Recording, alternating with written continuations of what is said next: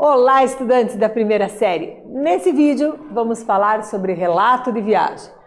Então, para além das sensações, dos sentimentos, que você tem ao fazer um passeio, as lembranças. E como você vai relatar esses sentimentos para não esquecê-los?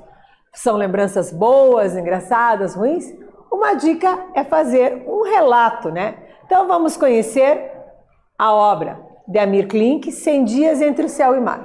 Aqui nós temos um fragmento do texto e observe, por exemplo, já no início ele diz: o vento ensurdecedor, o mar difícil, roupas encharcadas, muito frio e alguns estragos.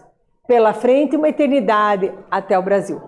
Perceba que ele coloca muitos adjetivos, o vento ensurdecedor, o mar difícil. E a ideia é que ao longo do trecho ele vá passando as suas emoções. Olha esse trechinho aqui do final. Se estava com medo, mais que a espuma das ondas. Então ele faz uma comparação. E aí ele diz, completamente branco de medo, Então nessa comparação, você já vê que ele está com muito medo. E a ideia é essa mesmo num relato. Então esse relato foi escrito sobre a viagem de 100 dias, na travessia do Atlântico Sul, que está o nosso Amir Klink, o navegador.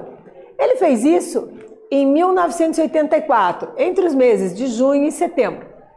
Sabe quanto ele percorreu?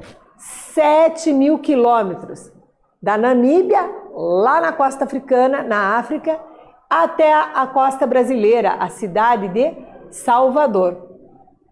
A primeira vez que o homem cruzou sozinho o Atlântico Sul em um barco a remo, olha, barco a remo, vou repetir, de 6 metros de comprimento. Durante essa travessia, o autor registrou, dia após dia, os desafios enfrentados, os pensamentos a respeito do que viu. Gostou? Quer saber mais? Acesse o link aqui, você vai ter a história completa. Ou leia o livro, é bem interessante. O relato de viagem, o que é? Claro, se é um relato de viagem, é uma descrição pessoal e tem que ser mais fiel possível aos fatos. Porém, ele não se prende só a narrar objetivamente. Eu fui de barco até a costa africana. Não. Ele vai colocar o que foi observado, a experiência vivida, como se sentiu, E, em geral, nesses relatos, as impressões são sobre lugares, pessoas, situações com as quais se deparou ao longo da viagem, procurando caracterizá-los, colocar o maior número de informações. Para isso, ele usa o quê? O uso de adjetivos é muito importante para essa caracterização.